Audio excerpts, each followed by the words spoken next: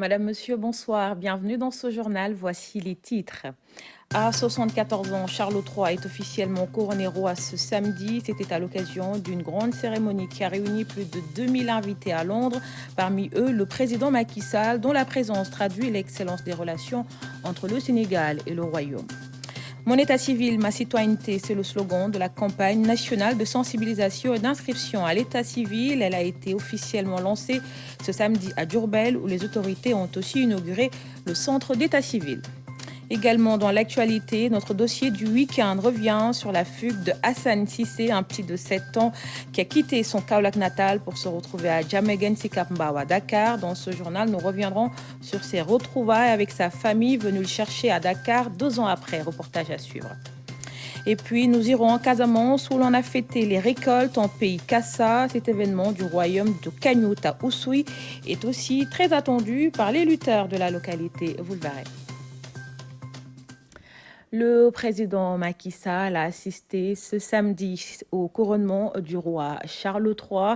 La présence du chef de l'État à cette cérémonie historique traduit l'excellence des relations entre le Sénégal et le Royaume. À Londres, nous retrouvons nos envoyés spéciaux Mamadou Belem et Omar Ning.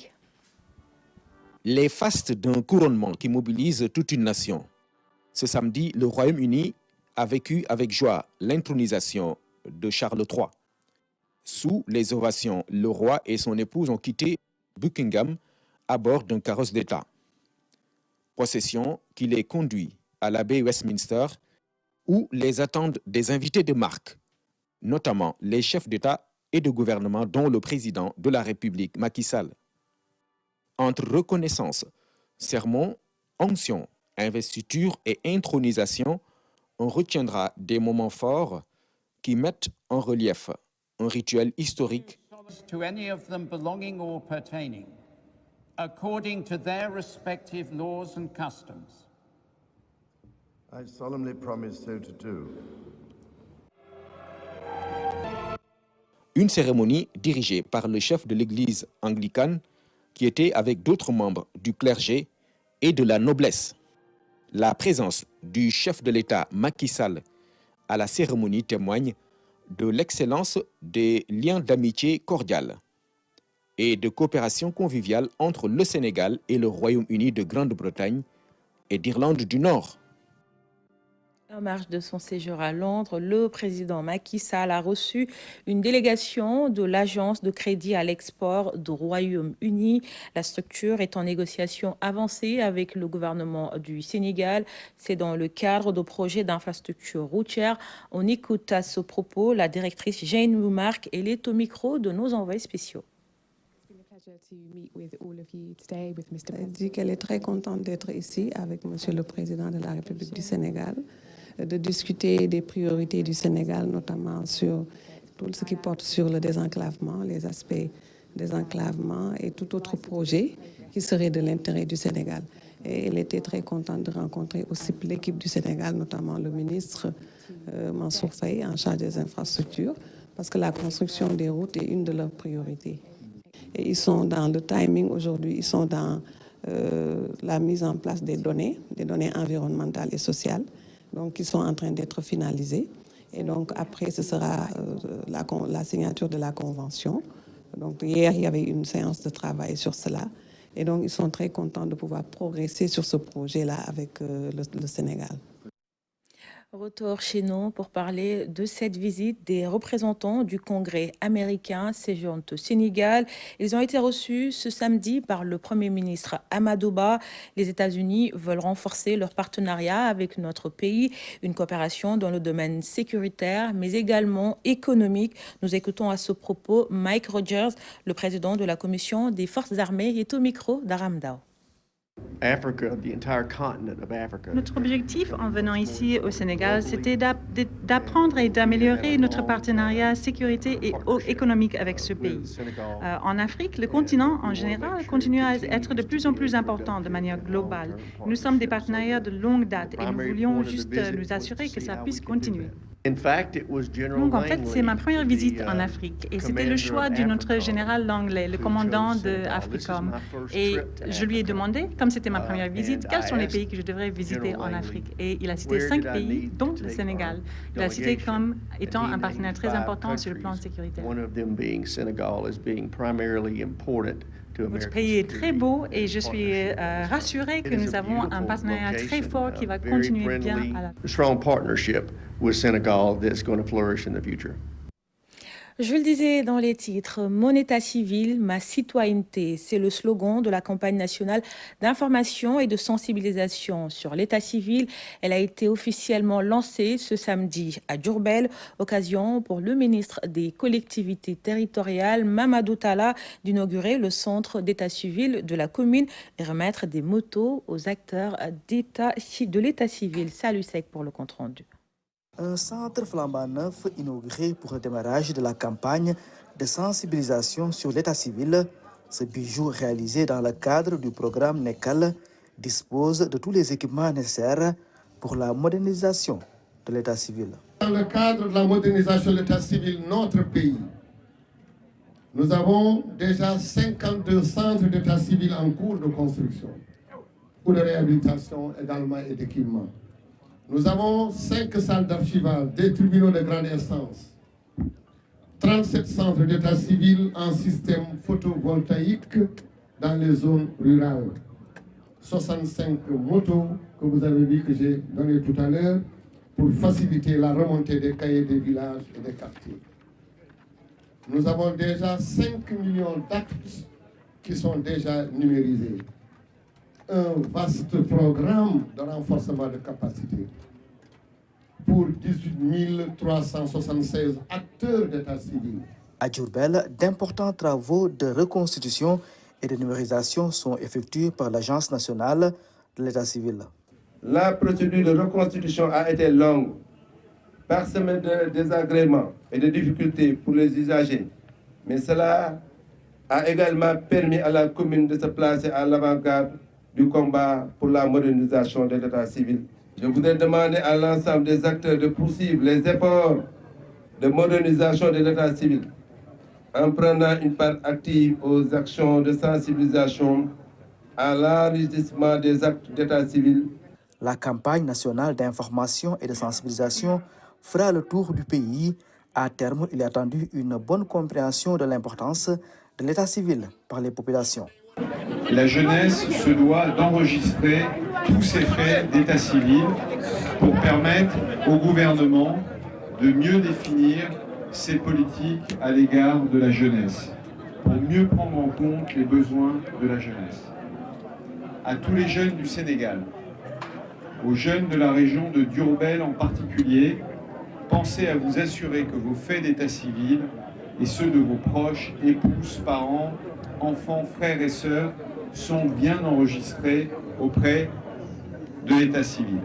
Le ministre Mamadou Talla a profité de cette cérémonie pour remettre à la municipalité de la ville sainte de Touba les actes de création de 5 centres secondaires pour permettre aux populations de disposer facilement des actes d'état civil.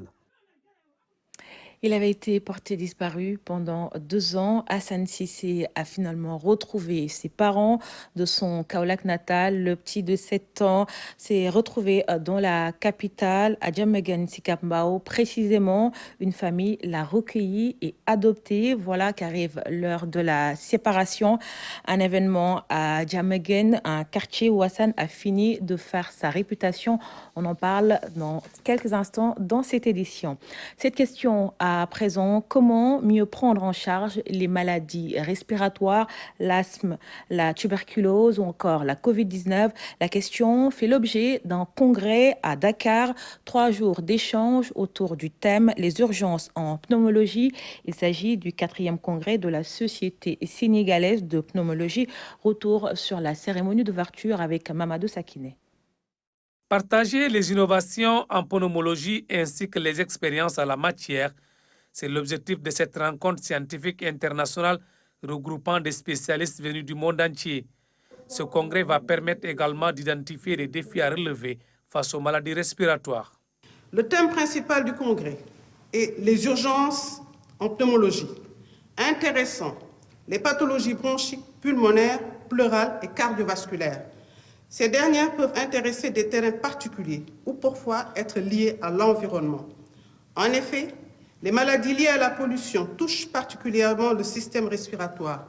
Les principales d'entre elles ont un lourd pouvoir économique qui, non allégé, a une conséquence délétère sur la prise en charge au long cours et lors des situations d'urgence. La recherche et l'éducation dans le domaine respiratoire à travers le monde permettra sans aucun doute de réduire les disparités en matière de santé entre les populations du Nord et du Sud, urbaines ou rurales. Ces maladies telles que l'asthme, la tuberculose ou encore le Covid-19 restent mortelles. En effet, la plupart des pathologies bronchopulmonaires figurent actuellement dans le top 10 des causes de mortalité dans le monde. Les maladies respiratoires, qu'elles soient chroniques, transmissibles ou non transmissibles, peuvent être émaillées dans leur évolution de complications aiguës menaçant le pronostic vital. L'expérience la plus récente est celle de la Covid-19. Il est en outre important d'appliquer les enseignements tirés de nos expériences pour mieux éviter l'interruption des services de base ainsi que d'améliorer le degré de préparation afin de réagir le plus rapidement possible. Pour la survie des malades, les pneumologues donnent leur diagnostic. Je pense qu'on donne un exemple de collaboration pneumologique francophone qui, je crois, doit être de plus en plus, disons, favorisée, parce que c'est comme ça qu'on pourra avancer et que la francophonie, la pneumologie francophone pourra avancer. Et je me suis donné une mission, je suis président pour 2 ans, rendre la pneumologie plus forte et plus visible, car comme notre consoeur nous l'a rappelé, la pneumologie fait partie des premières pathologies qui touchent la population dans le monde. En effet, les urgences de pneumologie sont fréquentes et graves, pouvant mettre en jeu le pronostic vital de nos malades. Leur prise en charge nécessite parfois un personnel qualifié, un plateau technique adéquat. Hormis ces urgences, la pneumologie est aussi caractérisée par les pathologies émergentes et de nouvelles technologies diagnostiques et thérapeutiques s'imposent.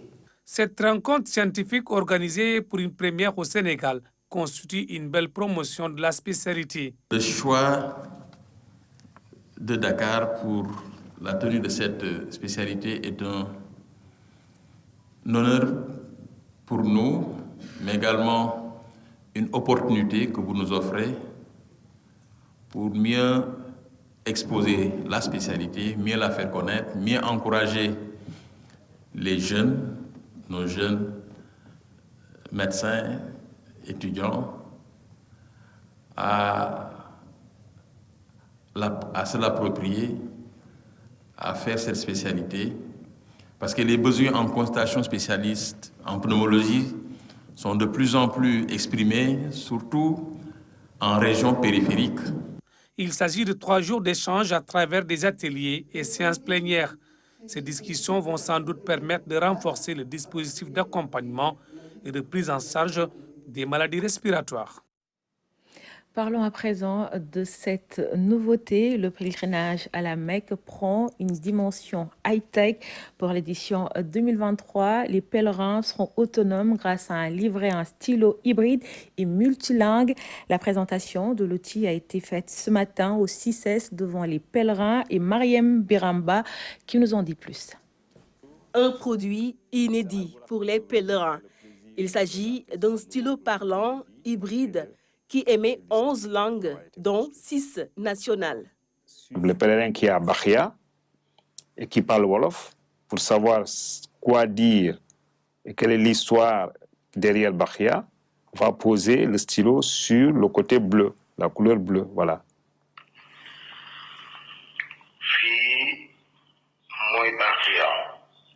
Une innovation sénégalaise, le concepteur Diaguila Faye est un ancien contrôleur de la circulation aérienne, juriste en droit des affaires, innovateur en ces temps perdus. Au-delà du pèlerinage, c'est un outil qui peut servir à beaucoup de choses, mais nous l'avons utilisé pour le moment pour le pèlerinage. L'innovation, je pense, qui permet à tous les pèlerins sénégalais, quelle que soit la langue qu'ils parlent, qu'ils soient alphabétisés ou non, de pouvoir avoir accès à l'information au même titre que les gens alphabétisés. À part cet outil, un autre dispositif d'aide et d'assistance aux pèlerins. Nous venons d'acquérir pour 2023 la 3e génération qui a une portée de 200 mètres. Les récepteurs, on les commande à partir donc de l'émetteur. C'est-à-dire que dès que vous allumez les récepteurs, vous pouvez caler 100 récepteurs juste à partir de l'émetteur sur un canal donné. Donc, par exemple, si nous avons des pèlerins qui parlent Pulaar, etc., on peut donner un émetteur à un guide qui parle Pulaar, un autre émetteur à celui qui parle Wolof, etc. Et les gens donc peuvent comprendre ce qu'on fait. Un outil qualifié de révolutionnaire, surtout pour ceux qui ont l'habitude d'aller à la Mecque. Avec un stylo et un document, il y a des couleurs qui vous permettent de pouvoir, donc, qui prennent en compte 11 langues, donc, dont le Wolof. Donc il suffit de poser le stylo sur la partie concernée, et vous disposerez de tous les renseignements depuis Médine jusqu'à la Mecque. Et ça, c'est extraordinaire comme innovation. Une première au niveau mondial, selon le concepteur, de quoi magnifier l'expertise sénégalaise. Les notaires du Sénégal ont un nouveau siège, les locaux réaménagés qui va leur faciliter l'exercice de leurs fonctions. Situé en plein centre-ville de Dakar, le bureau a été inauguré par le ministre Ismaïla Madior Fall, garde des Sceaux, Seydina Alioune Fall.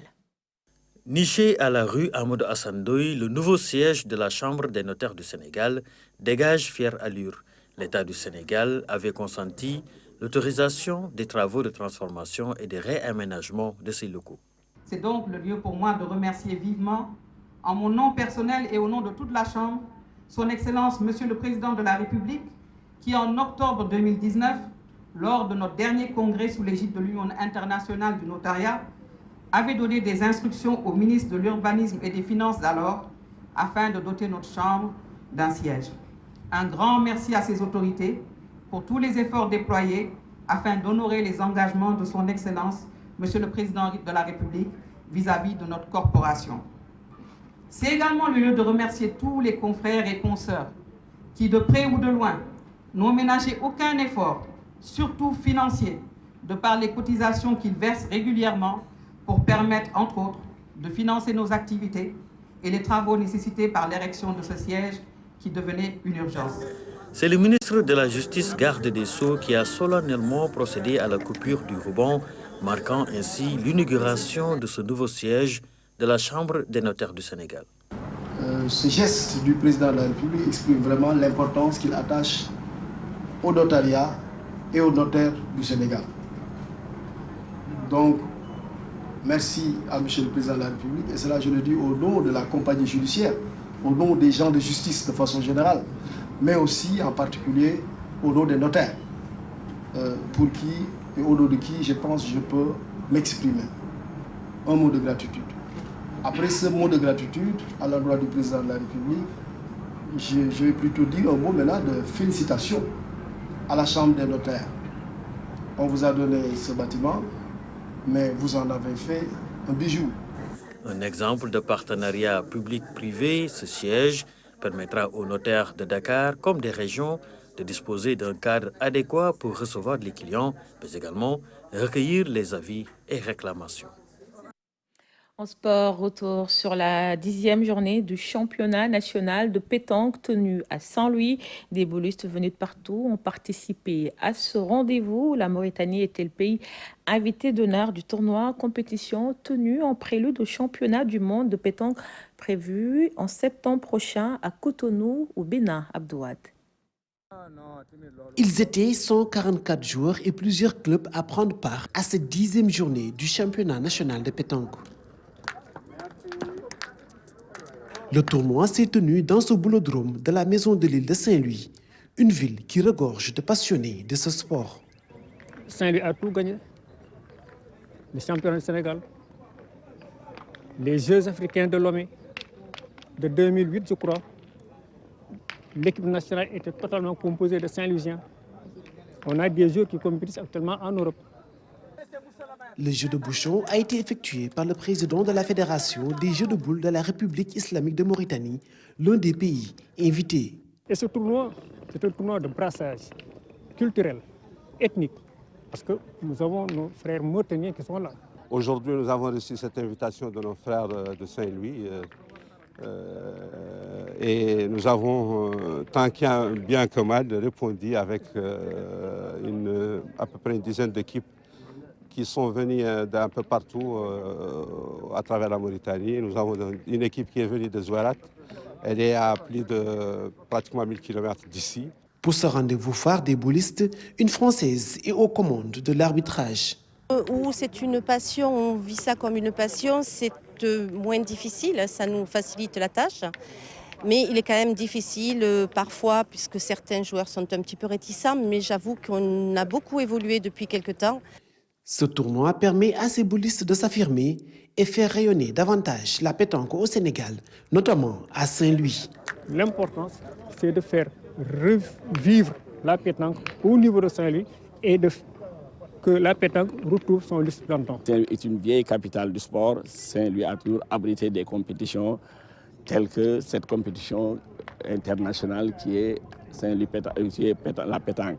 C'est un sport qui, à mon avis, était délaissé il y a de cela quelques années, mais qui, en quoi, à mon avis, refait surface. Le championnat national de pétanque est qualificatif pour les prochains championnats du monde, prévus en septembre au Bénin.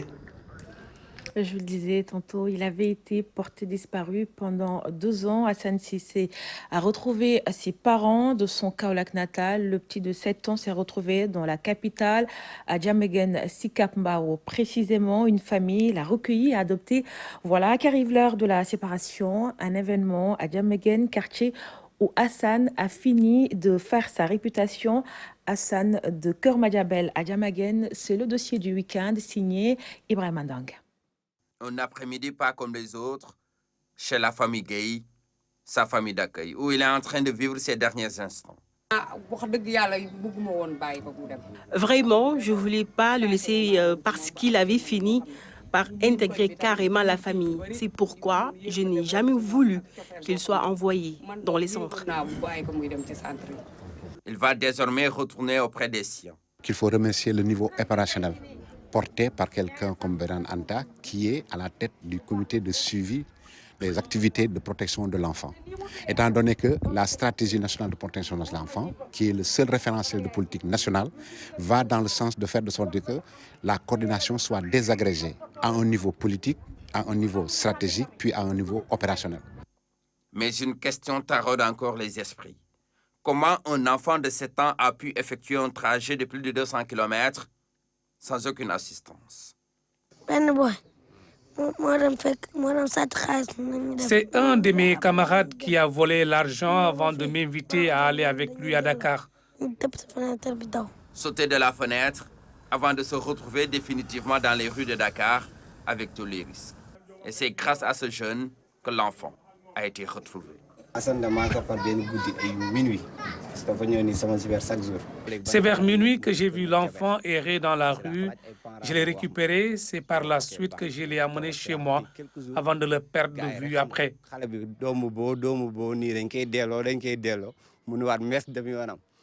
Tout simplement parce que l'enfant avait peur de retourner dans son village natal. Conséquence, il n'hésitait même pas à dormir à la Belle Étoile, à ses risques et périls.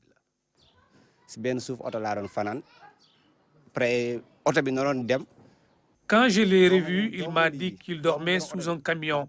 Et un jour, le chauffeur a failli démarrer sans le voir. Heureusement, son fils était là pour attirer son attention.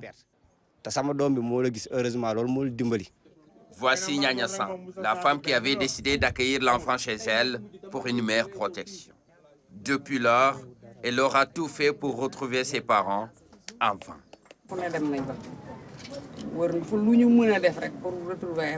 Nous avons tout fait pour retrouver ses parents sans succès. Toutes les démarches nécessaires ont été faites. Alhamdoulilah, cette page est maintenant tournée.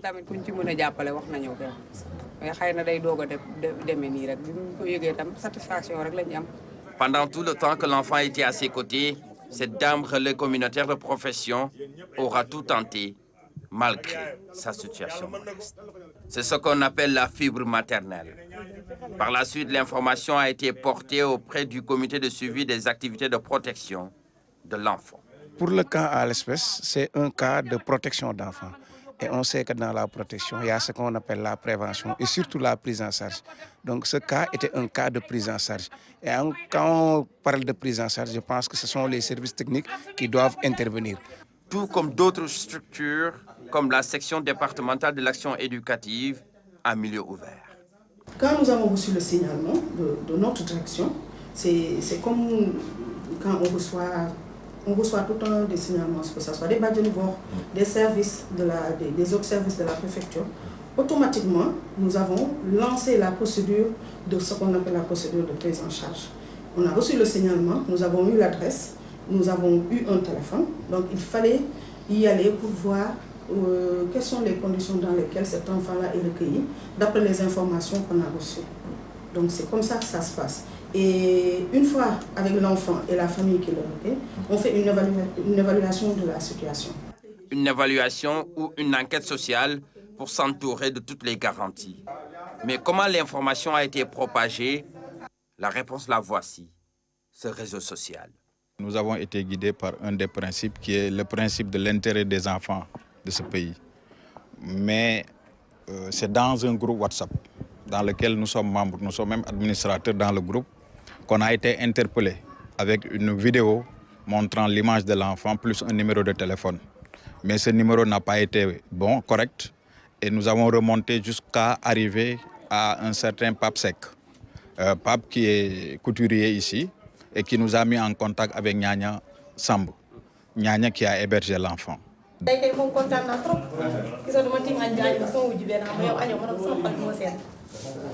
Ses vrais parents peuvent désormais afficher le sourire.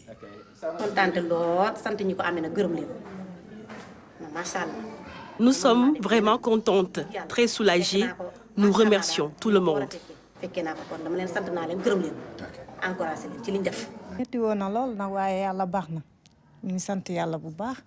Nous rendons grâce à Dieu qui nous a permis de revoir notre fils. Alhamdulillah.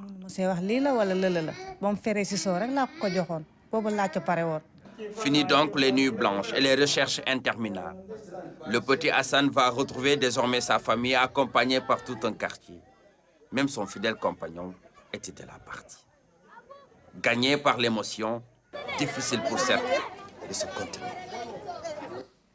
Le dossier du week-end porte la signature d'Ibrahim Mandang. Après Saint-Louis et Louga, les universités de Thiès et de Bambey ont accueilli ce samedi la caravane nationale Sénégal Connect. Autorités universitaires et étudiants s'engagent à soutenir et participer à cet événement prévu du 16 au 20 mai prochain au Grand Théâtre de Dakar. Dame Silla. Comme au Grand Théâtre de Dakar, les universités du Sénégal célèbrent aussi la semaine du numérique. Du 16 au 20 mai prochain, toutes les activités qui se tiendront au Grand Théâtre seront projetées en visioconférence dans les différentes universités. Pour constater de visu les derniers réglages, le ministre et sa délégation se sont rendus à l'université Alioune Diop et celle de Cheikh Ahmadou Bamba, qui sont à Bambey. L'innovation cette année sera surtout la connexion que nous ferons le jour de l'événement entre l'université de Bambey et le lieu de la cérémonie de la semaine du numérique, en permettant effectivement par visioconférence et par échange direct et connecté entre l'université. Nous aurons des stands qui seront installés ici et tout le dispositif technique sera mis en place ici à l'université de Bambey pour permettre aux étudiants qui ne pourront pas se déplacer de suivre en direct tous les travaux de la semaine du numérique. Après Bambey, la caravane a fait cap à Pire. Ici, le ministre a échangé avec les populations pour les inviter à participer à la semaine du numérique avant de les sensibiliser sur les avantages et inconvénients des réseaux sociaux. Étape bouclée, direction Université Iba Der Thiam de Thiès. Dans cette temple du savoir, les discussions ont porté sur les enjeux du numérique. Je les suggère d'aller s'inscrire sur le site senegalconnect.sn pour avoir un site qui va automatiquement générer leur badge d'entrée. Donc c'est gratuit et c'est important que toute personne puisse se connecter pour avoir non seulement accès à toutes les informations là sur Sénégal Connect, avoir accès à la plateforme, donc, et avoir son badge gratuitement. Avant les étapes de Thiès, Bambey et Pire, la caravane avait fait une escale à Louga. Après avoir sillonné la commune, la délégation a marqué une pause devant la mairie de la commune pour échanger avec les jeunes et les autorités locales. Nous avons donc ici une occasion d'apprendre des experts et de découvrir comment nous pouvons nous approprier du numérique pour développer davantage nos villes, mais également améliorer notre qualité de vie, ce qui justifie le choix du thème de cette année, le numérique, facteur de développement économique et social. Nous, collectivités territoriales, sommes très conscients des enjeux du numérique. C'est pour nous, plus qu'un outil technique, c'est un important levier de croissance pour l'économie locale. La caravane Sénégal Connect a bouclé ce samedi sa tournée dans les régions. Les 13 et 14 mai prochains, elle va sillonner les différentes communes de Dakar. Partons maintenant en Casamance où l'on a célébré la fête des récoltes dans le royaume de Kagnout à Oussouye. Cet événement qui magnifie l'abondance est aussi un grand rendez-vous pour les lutteurs de la localité. Immersion dans l'un des plus anciens royaumes du Kassa avec Abdoulaye Sinkare. Kagnout, l'un des premiers royaumes du département d'Oussouye. Cette localité de la commune de Mlomp est restée plus de 40 ans sans souverain. Depuis 1975 en 2019, le poste de roi était resté vacant, mais il faut préciser que c'est le royaume de Diouant Kagnout. L'intronisation de l'actuel roi Simeng Bouhal en 2019 sonne comme une renaissance. Il est assisté de prêtres, dont le premier fait office de Premier ministre.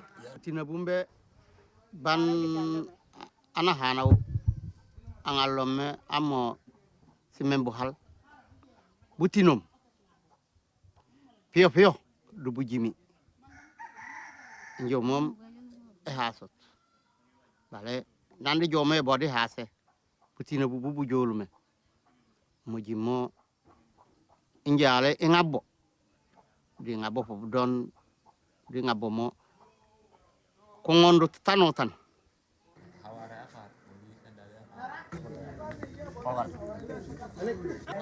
Ce jour-là, tout le village vit au rythme du Kamangen, la fête des récoltes.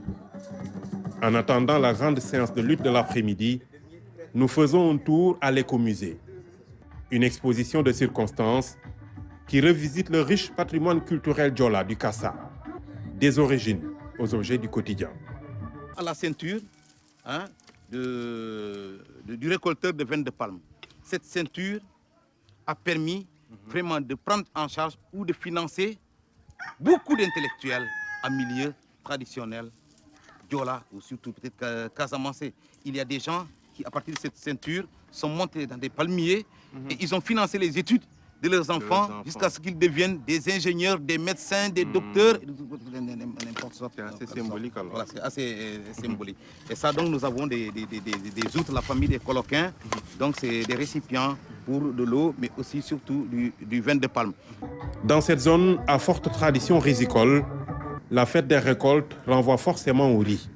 Nous avons ici donc une gerbe de riz, et toute cette fête des récoltes donc tourne autour de cette denrée, le riz, qui est une denrée plus ou moins monoculturelle au niveau d'ici, parce qu'en majorité les gens se nourrissent pratiquement de ce riz.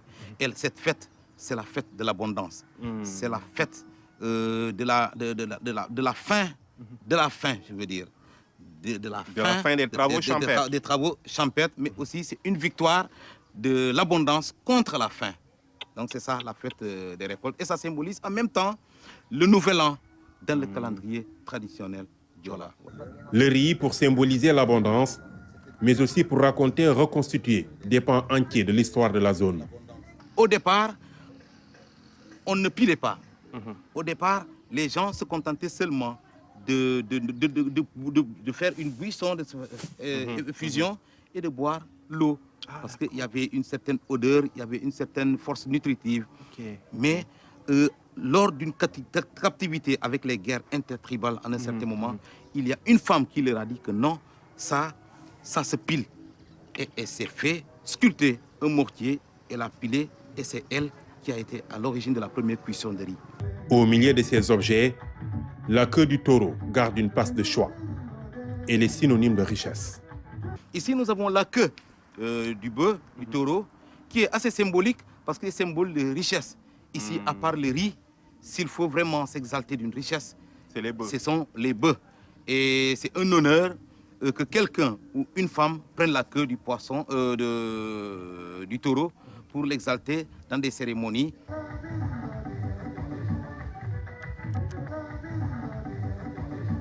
On a un fagot, un grand fagot, un fagot de bâtonnets. Qui compterait le nombre de ce bâtonnet compterait alors quasiment le nombre de taureaux que cet homme a eu à tuer de son vivant, qui fut de ce village. Il s'appelait Kabay Sambou, de ce village Ouyoho. Donc c'est quelqu'un qui avait énormément de bœufs.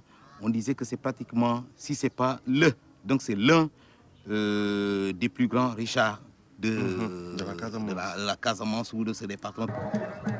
Dans l'après-midi, tout le village se retrouve à la grande place. Les lutteurs viennent de partout pour rivaliser de bravoure. La période est aussi propice pour sceller les unions. Après les récoltes de riz, après avoir fini de récolter le riz, après avoir transporté tout le riz jusqu'à dans les greniers, c'est en ce moment qu'on va annoncer la fête de Kamangen. C'est une manière de remercier, de rendre grâce à Dieu, de pouvoir faire un bon hivernage et de très bonnes récoltes. Donc c'est en ce moment pour mieux valoriser la fête dans la religion des païens, c'est en ce moment-là qu'ils font leur mariage. Donc c'est une fête aussi qu'on célèbre les fêtes des mariés. Des champions naissent ce jour et d'autres quittent l'arène après avoir livré un dernier combat. Si tu étais par exemple ta jeunesse, tu étais un grand lutteur, c'est à ce jour de fête que tu dois faire ton jubilé. Tu dois, normalement, auparavant, c'est pas maintenant. Donc, auparavant, les grands lutteurs faisaient leur dernier combat à ce jour de fête de Kamangen. Des combats sans grands enjeux se déroulent jusqu'au crépuscule, sous le regard bienveillant du roi. L'essentiel est de remercier le ciel et d'entrer de plein pied dans l'année nouvelle. Et c'est ainsi que s'achève cette édition. Merci pour votre fidélité. On se retrouve à 23h pour l'édition du soir. Bonne soirée.